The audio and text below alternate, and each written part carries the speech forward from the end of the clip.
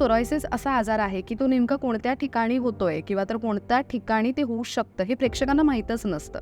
तर त्याबद्दलची आम्हाला महत्त्वाची माहिती जाणून घ्यायची आहे. काही लोकांना फक्त डॅन्ड्रफच होतो आणि ते त्याला समजतात की आपल्याला डॅन्ड्रफच होतोय. पण जेव्हा खूप जास्त स्किनचा लेअर स्काल्पमधून निघायला लागतो, अगदी थिक पापुद्राप्रमाणे सफेद चंदेरी रंगाचं असे लेअर्स निघायला लागतात आणि तेव्हा ते डॉक्टरकडे जातात आणि तेव्हा कळतं की हा स्काल्प सोरियासिस आहे. म्हणजे काही लोकांना फक्त स्काल्पवरतीच सोरियासिसचे पॅचेस असतात. बऱ्याचशा लोकांना असं होतं की फक्त जॉईंट्सवरतीच त्याचे पॅचेस असतात, जसं आपल्या गुडघ्यांवरती, एल्बोवरती असे सर्क्युलर शेपमध्ये पॅचेस दिसतात. थिक्स जाड त्वचेचा लेअर असतो आणि सिल्वरिश किंवा व्हाईटिश पावडर निघते त्याच्यामधून. तर हा जॉईंट्स पॅचेसवाला सोरियासिस झाला. काही लोकांना पूर्ण शरीरभर जसं छातीवरती, पोटावरती, हातापायांवरती, ट्रंक्सवरती याचे पॅचेस दिसायला सुरुवात होते.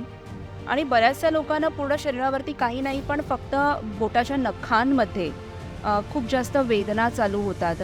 तिथे क्रॅक्स होतात, कट्स होतात आणि रक्तसुद्धा यायला सुरुवात होतं. तर म्हणजे असं कुठल्याही स्किन पार्टवरती आपल्याला सोरियासिस दिसू शकतं.